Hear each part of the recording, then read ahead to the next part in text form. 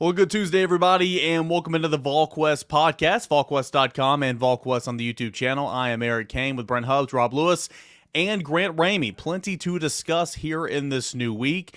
Basketball is in full swing. The transfer portal has officially closed. Could be still a little movement there. Baseball's right around the corner. Recruiting, a junior day coming up at the end of the week. A lot to get into, but first let's start with that transfer portal. Brent, it's closed for now. There'll be another opening later on in the spring, but Tennessee says goodbye to 11 players, brings in 8 players as of now. How would you assess Tennessee's performance in this window of the transfer portal? Well, I mean, I think they've addressed some needs and found some people that they needed to get. They had to get a tight end. They had to get a tackle offensively. They've done that. Rodney Garner wanted a defensive lineman. He got that. They picked up a defensive back. The question is, are they going to get a second DB? Where are they with Davidson Igbinosa, the young man from Rutgers or from New Jersey, who Tennessee lost out to Ole Miss late last year in the process, who's in the portal? Where is he going to go? Interesting. The timeline's tight. Texas A&M, their drop deadline was Monday, but Rob Lewis, we saw Rashad Moore come to Tennessee's campus in October, so I guess anything is possible, in terms of getting somebody in school at some point. A&M could be a factor there if Partridge, the former Ole Miss coach who left, ends up at A&M, as some people have speculated. Tennessee's been in conversation with Davidson, so we'll see what happens with that one moving forward. If he's going to get somewhere, for this spring semester. But overall, I think Tennessee had a solid deal. I think the portal itself, guys, is pretty fascinating too, and we'll get everybody's take on what Tennessee got done. But 1,345 kids went in the portal. That number almost low to me compared to what everybody was talking about, how chaotic. And I know it was wild, but I would have ventured that number would have been closer to 16, 17, maybe even 1,800 guys. I don't know what you guys think, but I mean, the question is going to be, does this thing settle down a little bit in the coming years? Because not all 1,345 landed somewhere, Grant. I think it has to settle down because everybody's kind of in a filling out process on both sides of this over these first few years of, the grass is not always greener. Like, you can go in the portal, but the portal's not going to get you a better landing spot just automatically because you've entered the portal. It's going to take the right fit. It's going to take the right whatever for some of these kids to find some. So there's going to be probably an overreaction to start with in the early years of the portal and all these kids jumping in. And then you get some experience with it and you can see a little bit of a track record of what the portal life is like, moving forward when you're future kids that are looking at the portal and the possibility. So I think there's going to be an overreaction to start with. Then probably it should settle down a little bit because everybody understands the reality of the situation is you can go in the portal, but that's not going to solve anything. Just because you go in there doesn't mean you're going to find the right landing spot. Rob, Tennessee had 8 players from the portal, say goodbye to 11 players. Pretty spread out and trying to address some needs in terms of numbers. Got a cornerback, wide receiver, defensive lineman, offensive tackle, linebacker, an offensive lineman, and Carrick, who we think might play guard, a tight end, and a kicker. Do you think Tennessee addressed some needs, and where can Tennessee continue to push, after spring practice to maybe improve that roster? I think they definitely addressed some needs. Had to add tackle bodies, as Brent mentioned, and he got at least maybe 1.5 tackle bodies at least. But Campbell certainly is a guy that's played a lot there. Always interested in adding defensive lineman. I thought linebacker was big. Pilley's a veteran dude that's played a lot. Older guy, really, really mature. I thought that was a place where they really needed to add somebody. You got Elijah Harrion, who you're excited about, but you lost a lot of production from last year's team. So, I thought linebacker was big. Thornton is really intriguing at wideout because of his own physical traits, but also because of what we've seen Heupel do with wide receivers and specifically transfer wide receivers in the last couple of years since he's been here. So you wonder if he won't be a plug and play guy, just like Jelante Payton was, or just like Brew McCoy was. But I thought a nice haul. If they wanted to add one more, I guess, we're talking about the Ole Miss kid. Certainly, with what we've seen, defensive back would be a spot where you wouldn't be surprised if they added somebody else there. No, it wouldn't be a surprise whatsoever. Just kind of with the ad drop date and seeing seeing kind of how everything plays out. But I think defensive back is certainly a possibility. And then, Brent, when this thing opens back up again, if you don't land a second defensive back, maybe that's an area you go and you try to pursue. We talked about quarterback ad nauseum on how you could take one, but who's going to want to jump in? I think Tennessee did well in trying to get 2 offensive linemen because it's such this offense, this pace, this system. Gerald Mincey played a lot of snaps for Tennessee this year, and he wasn't great, but he did a decent job with JJ Crawford. Both of those guys really coming in. Crawford last year from the junior college ranks. I think Tennessee did a good job at the offensive line.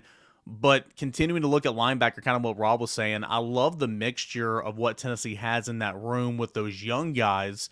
A lot of young guys that this staff really, really enjoys, with those rising sophomores and Elijah Herring and Caleb Perry, mixed in with 2 veterans in Aaron Beasley and Keenan Peely. We'll see if Keenan Peely is who he was in 2021 prior to suffering that ACL tear. He came back, he played, he's still a contributor, and he'll play a lot for Tennessee next year.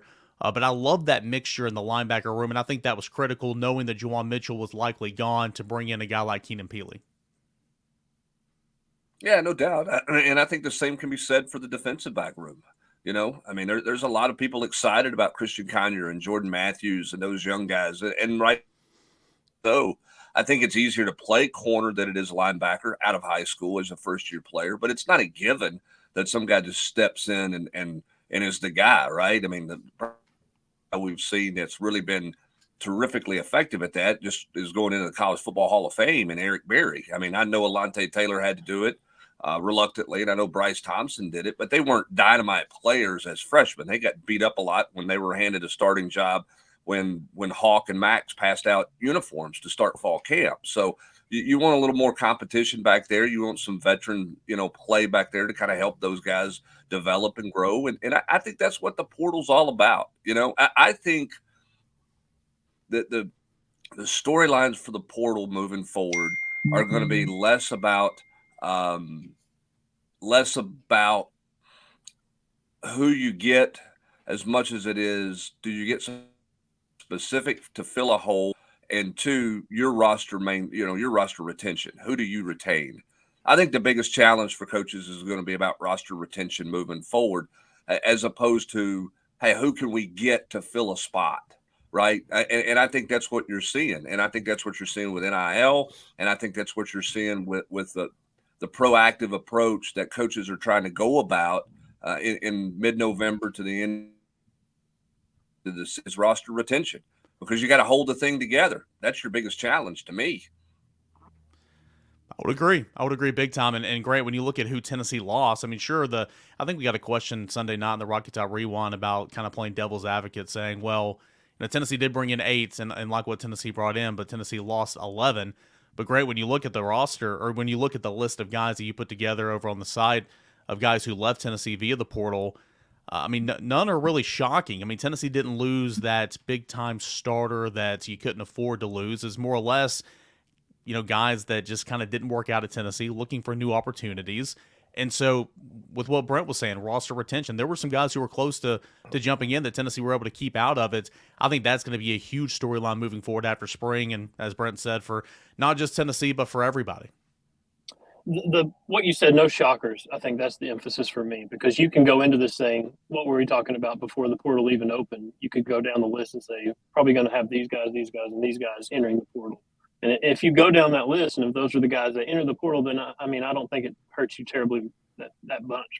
No offense to those dudes, but they're going to find somewhere else that they could play, get on the field quicker, be more productive, because that's not going to happen at Tennessee. They're leaving for a reason. As long as you're not surprised, as long as you're not caught off guard, as long as there's not a guy that enters the portal that makes you question what's going on there, because he produced a ton that season and then entered the portal. I think then you have problems. And I'm with Brent on the retention thing. This is like NFL free agency, but without NFL contracts, because it's like a year-to-year thing. Who are you going to retain? Who are you going to lose? Who are you going to add? So I think it's retention, like Brent talked about, and also you don't want to be caught off guard or surprised by who's entering the portal. If it's the guys you expect, I think you're in a good spot. All right, so we will see what comes next. Tennessee closes this window, losing 11, welcoming in 8 at the moment. We'll see what happens. Of course, it'll open back up at the end of spring. But, Rob, when you look at now kind of flipping this page and moving on to the next phase of the offseason, Sure, you had National Signing Day, the early National Signing Day in December. You had a bulk of those guys come in and practice during bowl season, but officially moving in over this past weekend, starting the spring semester, officially starting their tenures as Tennessee, players and student athletes and all that. The book closes on the prep career of Nico Iamaleava, who took home offensive MVP honors at the Polynesian Bowl. We saw a lot of great video from Austin Price last week. I thought that'd be fun if we kind of go around the room here. You guys have been covering Tennessee longer than I have, but we talked Nico so much. But now with his prep career officially over, Rob, has there been anybody else that's been this anticipated, I guess, coming into Tennessee? For me, there definitely hasn't been. I just feel like Nico's the most anticipated prospect in a long time, maybe if ever. What would you say on that? I mean, for my experience, which doesn't go quite back as far as the Hubbers, but class of 2002, I don't think there's anybody particularly close. I mean, I think it's the nature of the position, which is only, gotten more, the importance I think has only gotten magnified in the last 10 years. The fact that he is the number one overall recruit from On3, plays quarterback. I mean, I just don't think there's any. I mean, people were excited about Eric Berry, but when you talk about a defensive back versus a quarterback, there's just it's apples and oranges. So I would say yes, by a long shot, he's the most anticipated recruit. Brent, what would you say? Yeah, I mean, I think you have to look at it in a couple of different ways. One, the nature of the position is there. Obviously, number one player overall, that creates anticipation. The other thing too is, I mean, it's so different now than it was. I mean, this guy's been committed for a year and never wavered. Been on this 4 times, something like that, 5 times. I mean, he's done basically events when he's come to town. I mean, the guy came to Knoxville to play in a 7-on-7 tournament. I mean, you feel like he's almost not a newcomer because he's been around so much. He just wasn't eligible to play last fall, sort of what it feels like with it. So when they got a guy like Brian Darden, okay, that happened, and obviously Brian didn't work out, but that happened 10 days before signing day, right? And so it was kind of this even when you got Trey Smith waited till the end to decide what to do. That's an offensive lineman. He was rated very highly. Eric Berry, committed in the fall. But no, I mean, when you talk about number one, think about it, the number one overall prospect in America has been committed to Tennessee for nearly a year. That just doesn't happen. I mean, that's different. And that's why this one creates the anticipation. The other thing too that creates the anticipation for me, Grant, is the fact that he's stepping into an offense that every year they step on the field, they break more and more records. Now, maybe it's the record they set for themselves the previous year, but he's walking into a system where there's no reason why anybody should suggest, I'm not sure he can adjust and adapt or shine in this system, because this system has been so successful. When Eric asked the question, the first name that came to my mind was Bryce Brown, and I was in college when Bryce Brown signed with Tennessee in a 5-star though, right? Brent could tell you the backstory on that way better than I could. But Nico, it seems exponentially bigger because it's a 5-star quarterback. It's the number one overall player. It's Josh Heupel and this Tennessee staff maximizing in the NIL era, in a very, very new NIL era, taking advantage of this recruitment and winning it the way they did and just being out in front of it the way they were. And on top of that, it's this offense. Quarterback's important in any offense. You're going to go as your quarterback goes, your team is. But in Josh Heupel's offense, it just seems magnified that much more because you have to be able to make all the throws. You have to be able to make quick decisions. You have to be able to read the field quickly. You have to be able to, if you can use your feet, if you can have some athletic ability, if you can get out of the pocket. We saw what Hendon Hooker was able to do in 24 games and how quickly that changed the outlook of Tennessee football under Josh Heupel just because of how much success they were able to find in Hooker and this offense and how much, like Brent said, the numbers that you're going to be breaking every single year. So it's not only that he's a 5-star, that he's the number one overall recruit, that he's, whatever. It's that he's a quarterback and he's the number one player in the country at the position, everything. And he's coming into this Josh Heupel offense, and it's so much more important there. Yeah, and two other guys, because people are going to ask this question, right? What about Peyton Manning? Okay, here's the thing to keep in mind about Peyton Manning. Peyton Manning was a big deal. I mean, a huge deal. I mean, it's the son of Archie Manning, and Tennessee had pulled off seemingly the impossible. Now, they got a great benefit from the fact that Ole Miss was going on probation and Cooper could no longer play football. That opened up that possibility. He did a tremendous job recruiting him. There was great anticipation with Peyton Manning, but nobody had seen him play. There are no highlights. There was no YouTube to watch. There was no huddle. You couldn't stream. There was no all-star game to play in. Peyton Manning was a big deal because he was the son of the legend Archie Manning. Nobody could break down his mechanics, right? There was no message board to talk. I mean, you could call a talk show and talk to somebody who had seen him play down there and get their one man's opinion, but you didn't have this lively debate about it. Then you go back to Heath Shuler. Heath Shuler was a huge deal too, because that was a local guy, basically. Western North Carolina. They beat out Big Bad Alabama for him. And Heath Shuler was a guy that he created coverage for recruiting in Knoxville, Tennessee. Nobody was covering recruiting really till Heath Shuler. So there was great anticipation there. But again, there just wasn't as much information about him. I mean, Heath Shuler was Paul Bunyan coming out of the mountain. Nobody really knew what was true or not true, right? I mean, at one point he had played like 7 high school sports. He was playing 3 or 4 at one time, it seemed like, and all of these types of things, but nobody had seen it. The thing with Nico that's different is people have seen Nico play 4 or 5 different ways, right? In a 7-on-7 tournament, an all-star game, in person at Farragut High School, whatever the case may be. That's the difference in that, is there's so much information about the kids now, particularly those quarterbacks compared to the 2 that I just mentioned, Peyton and Heath. Hubs, you should have seen Miss Atkinson's 2nd grade class at Miller Perry Elementary when Peyton committed. We were trying to get on the landline, call the sports talk, couldn't get anything out. I was at the student radio station at All News 850 at the time, covering as a student, and I got his high school coach on the phone. I felt like I had accomplished great things because that's the only one that I had seen that had come through on the wire. It made the AP wire. That's how you knew it was a big deal. Back in the old days when, there was, again, no internet, so you're ripping and running with AP wire copy, and it came across the national sports desk that Peyton Manning had committed to the University of Tennessee.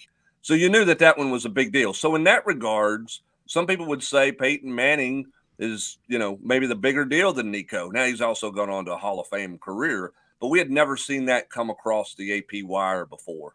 In terms of a high school recruit, that was just unheard of, that someone would put on the AP wire what a 17-year-old is going, where he's going to go play college. And that was kind of an indoctrination into the mainstream for recruiting, and obviously it's progressed dramatically, since then.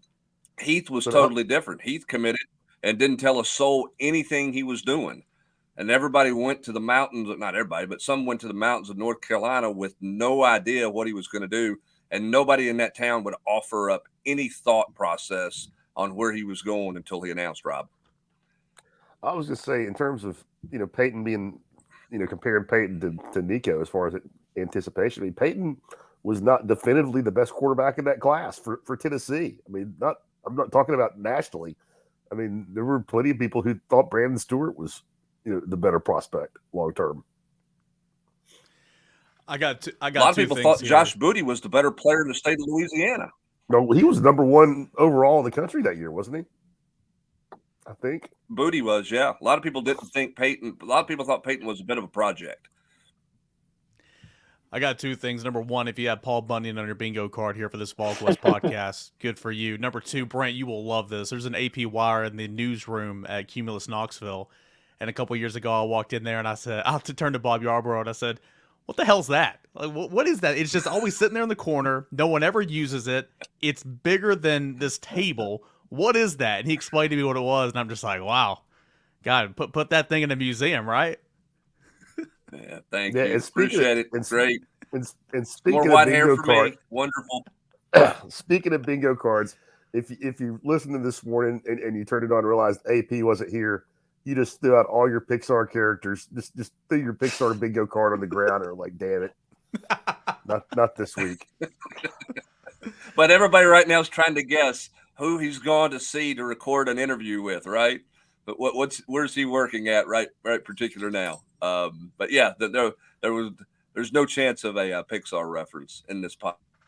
All the Andy Griffith characters or a golf reference. All the Andy Griffith characters are still very much in play, though. Yeah. I mean, you mentioned 1.5 tackles earlier. I thought a Horatio, half a boy.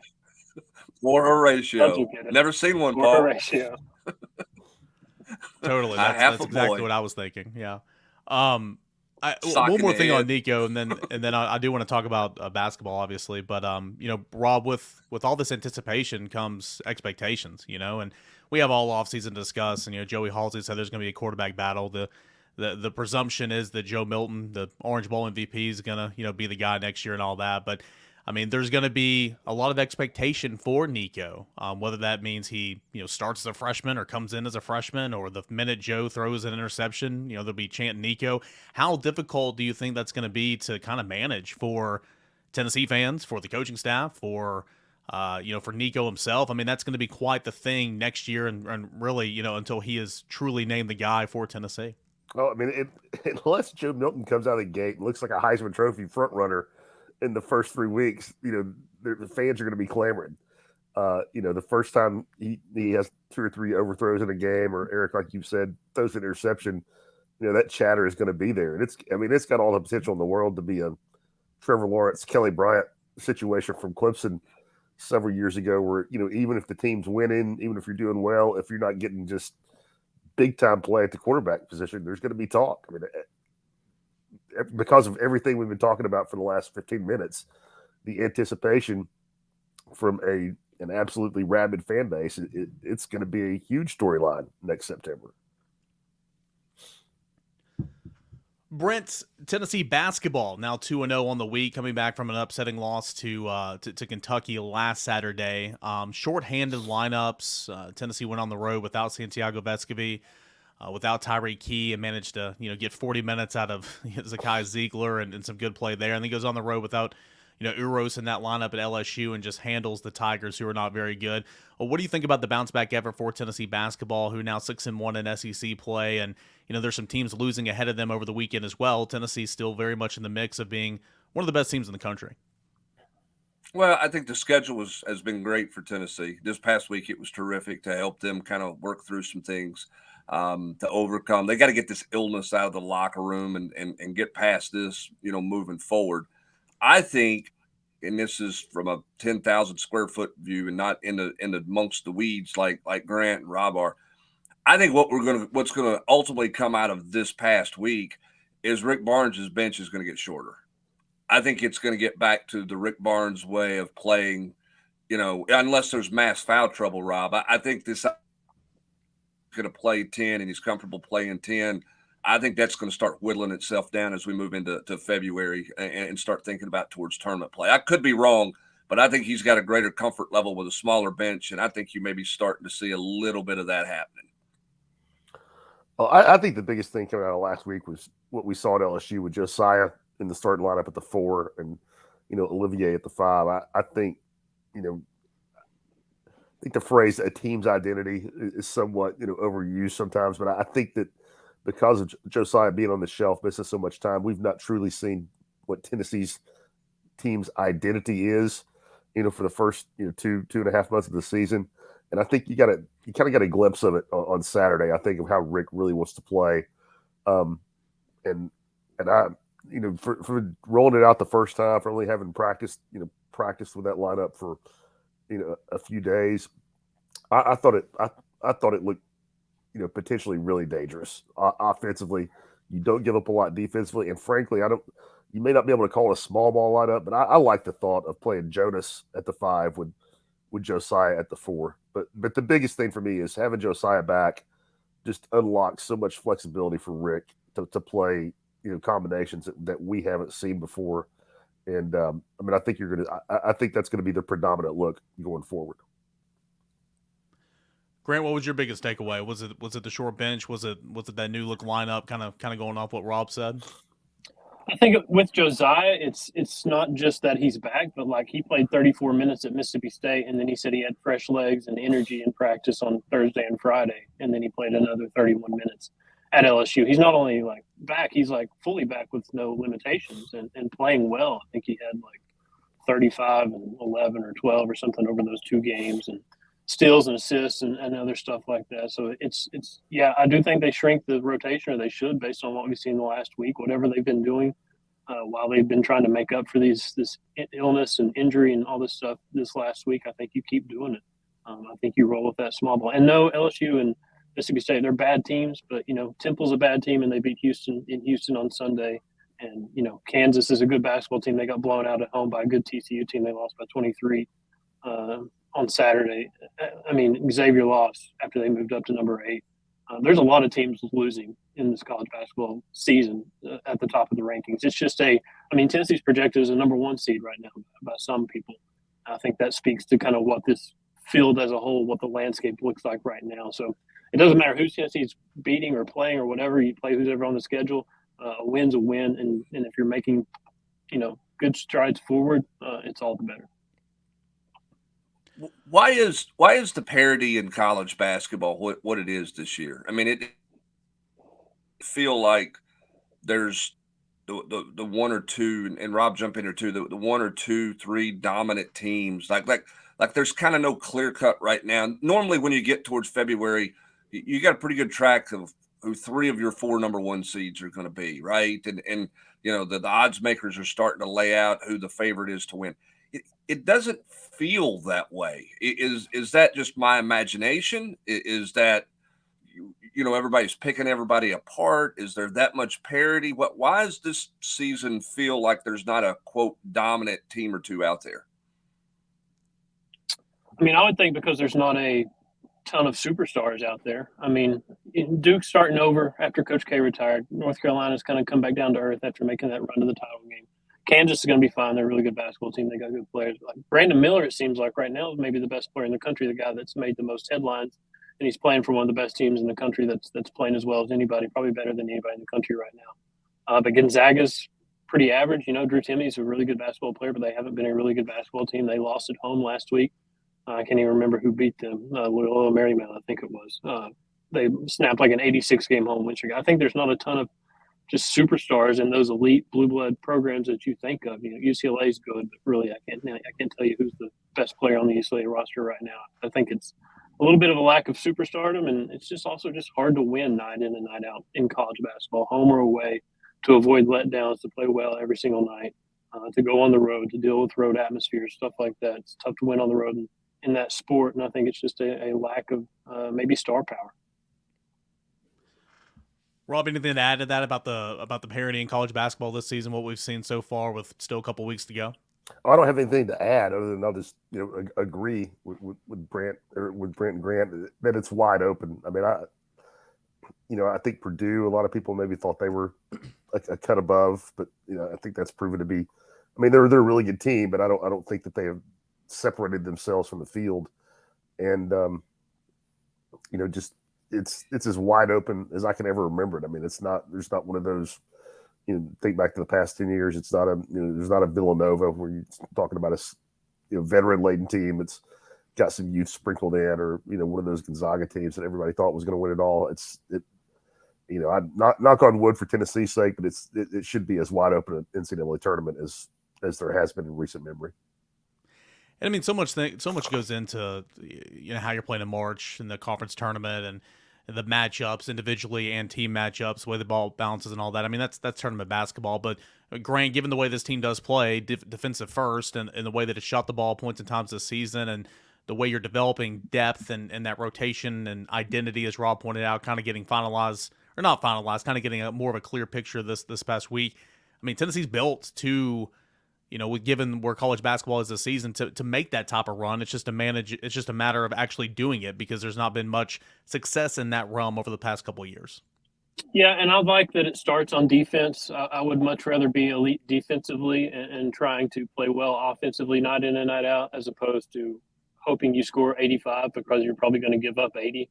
I think I would rather be on that side of it, where Tennessee's performs as well as they do consistently as they do it on the defensive end. So I think that's the best thing for them moving forward is what you're going to get defensively night in and night out. And it's just a matter of what offense shows up and what it looks like. If it's what it looks like against LSU, not only did they score so well and play so well at LSU, they only turned it over 8 times, the lowest number of the season, and they rebounded well. And it seemed like everything went well. It's just a matter of how many times is that going to happen consistently? How much is the offense going to match what the defense does? I think they're taking steps in the right direction, and they got a lot of time to figure out, and they got a lot of tough games left to do it. Looking ahead to this week, you got Georgia, then you have the big SEC Big 12 showdown, or challenge, excuse me. That's coming up on Saturday against Texas. I know a lot of fans are really, really looking forward to that. Might be overlooking Georgia to a sense, but Rob, what does Tennessee have in store with the Bulldogs and the Longhorns this week coming up? Georgia is still probably somewhat of a surprise, but had they taken care of business at home against Vanderbilt, they would be right there with Texas A&M as one of the good feel-good stories of conference play. They had a chance to get the 4-2 in Mike White's first year. Didn't get it done, and kind of a head-scratching loss to Vanderbilt at home. But they've been solid. I mean, I'll look for Tennessee to win that game. I think Georgia will have a really hard time scoring against Tennessee. But they'll, if the first 6 games at SEC play are any indication, they'll come in and they'll be a tough out. I mean, they led for a lot of that game in Rupp last week before Kentucky kind of put some stuff together and pulled away in the second half. And with Texas, I mean, I don't want to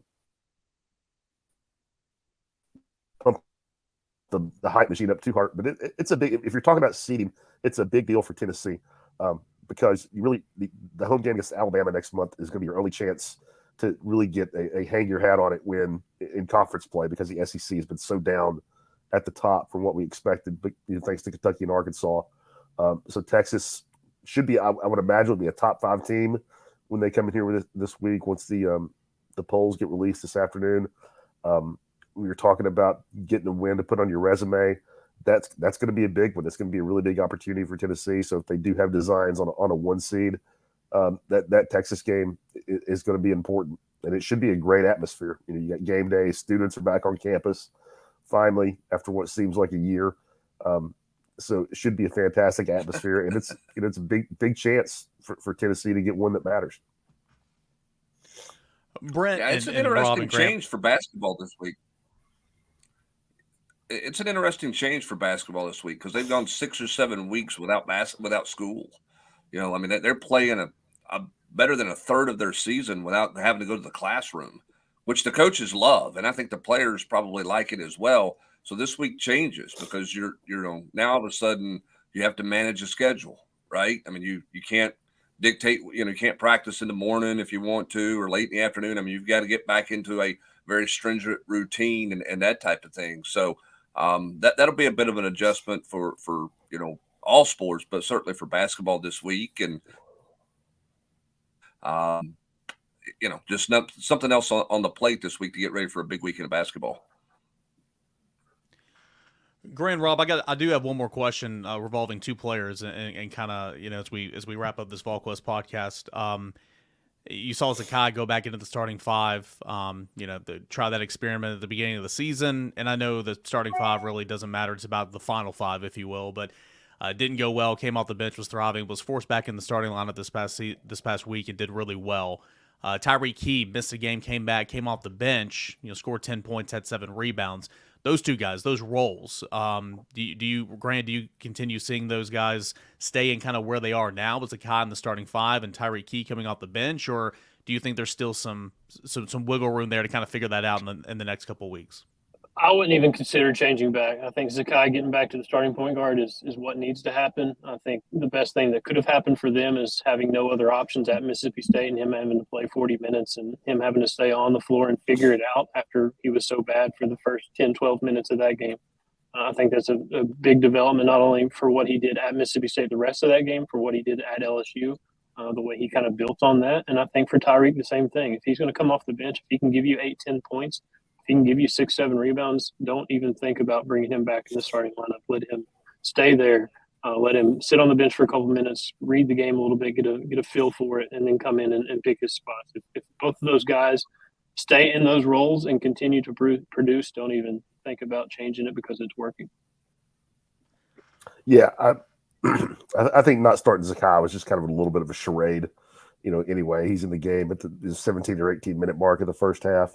So, just throw him out there. And I don't know if it was a coincidence or not, but I thought Tyreek looked more comfortable coming off the bench at LSU. I mean, he got up, 10 shots, I think which I want to say is his high for SEC play.